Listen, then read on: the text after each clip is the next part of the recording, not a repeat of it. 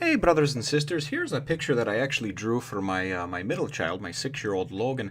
And I drew this way back in 2010, which is going on 4 years ago now. So certainly hope you enjoy it, and if you do, remember to follow me on the social networks. One Piece unboxing and a story about collecting. Well, hello, my brothers and sisters of the Nerd Nation.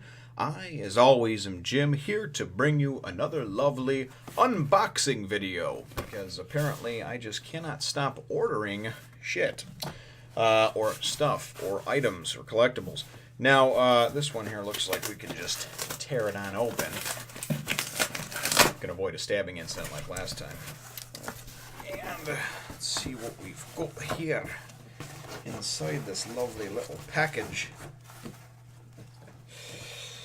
Alright, let me see if I can... There we go. We've got them. We can throw the box to the side. And we can show off these lovely new One Piece volumes. There we are with volume 31. Let's see if we can... Yeah. You know what I need to do is I just need to reposition my camera sometimes so the light coming from my screen doesn't give such a glare on some of these items. That's 31. This is 32. And I really dig the artwork on the covers just because it's in color, and as I've mentioned before, you know, being that I used to read comic books all the time, they're generally they're in color. So not that it bothers me that it's in black and white, but sometimes it's kind of nice to see some of the characters that you're looking at all the time, and you know what color their hair is, or you know the outfit they're wearing, or their weapon, or what have you. So there's 34. This is kind of neat. There, what is that? It says Water 7 on the top of it, so I'm assuming that's one of the arcs that we're going to go into here. Actually, I'm not sure. I know Alabasta is pretty long, and that's, of course, what we're in the midst of right now on volume 19, finishing up 19, going into 20. So, but I always, I'm looking for decent prices on them, and when I can find decent prices on them, I usually scoop them up so I can stay ahead of the curve. Because the last thing I want to do is have to worry about not having material to, in fact, record my reviews. So there you have it. There is, there is all the bright, shiny new volumes of One Piece. And it's actually kind of cool because I used to, years ago, I actually worked on, so here's a quick story time. I used to work on the night crew at Toys R Us, and had gotten the job originally just when I was in high school, and just thought it would be fun to work overnight at Toys R Us. Big kid at heart, and always just thought that would be kind of cool to go and play with the toys at night, which we did plenty of because we were locked in there at night, and the alarm was armed, so you could stay in, but unless there was a deathly emergency, nobody could leave the premises until the next morning when whatever store manager got there to open up. And so it was kind of cool because many nights we would finish up working at 3, 4, 5 in the morning, but nobody was going to be there till 7 or 8. Now, when I worked there, this was back in the mid-90s, and it was when the PlayStation 1, the Sega Saturn, and the Nintendo 64 were just coming out and hitting the market. Now, these items were next to impossible to get that Christmas season, so not only was I able to have first dibs on getting those, those items, for my household and myself, my younger brothers and sisters. But then I was also able to, because of course they had the demo units set up there, we would finish up our work early, the night crew. We would all just bust our asses all night to get done early, and then play video games all night. Sometimes we would go and we would we would run around and take the it was around Christmas time, so a lot of those big, I guess you'd call them like little tykes or whatever, those like $300-$400 like Barbie cars and like Jeeps and whatnot that are battery powered with the big ass batteries or whatever. We would actually sit in those. We would have Nerf gun wars or tag, or we'd use Nerf footballs and throw them at each other. And you couldn't even put your feet in the things. You'd literally just sit there and you'd put your feet up on the hood around the steering wheel of it, and you use one hand for the pedals and the other hand to steer. And then you would have to obviously maneuver and switch when you were trying to fire something or throw something at somebody. So it was a blast, man. They had rollerblades there. We used to play all kinds of floor hockey and everything else. But one of the biggest things that came out of that is that Star Wars, big Star Wars fan I am, and they started. Sounded like Yoda there. Big Star Wars fan I am. Saying shit backwards. But they re-released the movies at THX remastered with some extra stuff, and basically just an excuse to get a new generation to go see them at the theaters. But they also re-released and redid all of the action figures. And I didn't have a whole lot of them because when the Star Wars came out in the late 70s, early 80s, I was very, very small. And whatever I had, I lost, from childhood to, teenage years or whatever, high school, 16, 17, whatever I was.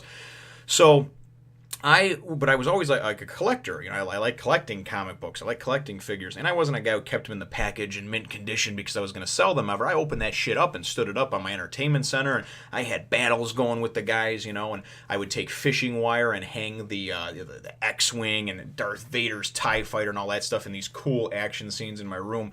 And, kind of nerdy, but whatever. It is what it is. But so I always collected those type of things. Figures, books. I had a lot of the Todd McFarlane toys that came out when Spawn was getting popular, movie monsters. I mean, anything you can imagine. I had figures for Metal Gear Solid, even the damn Austin Powers movies, just because McFarlane Toys made them. And I used to pick them up all the time because I worked at Toys R Us. I got a discount, and then, of course, I got first dibs on everything, so I didn't have to worry about a rare figure being difficult to get. That shit would come off the truck, and I could just open up the case and be like, hey, here, this one's only 1 in, 500. Well, I'll take this one. So consequently, that wound up being a good thing for me. Now, when my wife and I met and married, we married about 13 years ago, but we'd been together for about 15. When we met, I still had all those things and displayed in our apartment and everything else. And at one point, when we wound up moving back in for a short period of time, I was going back to college, and we moved back in with my parents for a little while. I put a lot of the stuff in storage, but it wasn't a traditional storage space. It was a friend of ours that we knew through the church that owned a large property with kind of like a guest house on the property. And we put it in that basement, right? And I just kind of forgot about it. And then a few years later, when I finally got around to go, and then I had comic books, I had my action figures, just goofy shit, man, collectible type stuff that takes up a lot of space that I did not have while I was at my parents' house. So I go there, my wife and I go, and we go to drive up, and to go there, it was only 10 minutes from our house, but we never went and checked on the stuff. It was all in boxes and cases in this basement. The house had been demolished. The people that had kindly let us put the stuff in there completely forgot that they did. They were older. And what wound up happening is they sold off a portion of their property to a land developer that was building homes in that area. So when we got there, I mean, everything, of course, was completely demolished. There wasn't even a basement anymore to speak of. And that, unfortunately, was where a lot of my collection went. Now, that was obviously disheartening. This was probably 10 years ago that happened. And really, I just kind of didn't want to restart with collecting things. So I did not get into buying things again for quite some time. I was just kind of, I don't know, my heart hurt. And a lot of it, too, was just, you know what, I got kids, I got, buy them toys, take them on vacations, do stuff with them. I don't need to worry about going and buying this $15 action figure for me. So as you can see by the stuff behind me, which as a matter of fact, I know some of you have been asking about a room tour. I'll do one of those soon once I actually get everything finished in the room here. But slowly but surely, through my wife, my younger brothers and sisters, my kids, they've picked up something here or there for a birthday, Father's Day, anniversary, what have you. I've gotten a few things broken down. So I now have a much smaller, controlled collection, but ultimately the thing that I was getting at was with the One Piece volumes. I'm just so excited to be doing this and to be reading this and to be part of this journey that it's one of those things that once I do get to a certain point or I get caught up, I'll probably go back and reread it again. Or I'll probably find somebody that I can pass this on to and say, hey, whether it's my oldest son or something, hey, start reading these, So I kind of like to have them, and it's neat to have them and just sort of see them all, lined up in a row. And so now we have the first 35. And I guess that was the whole point of that. So for those of you that have listened to me ramble on this long and listened to another one of my stories, I certainly appreciate it. And we will look forward, I guess, to catching you in the next one, nation. Thank you so much for watching, brothers and sisters, and certainly liking, commenting, sharing, subscribing, and just spreading the word of the nation. We'll look forward to catching you in the next one.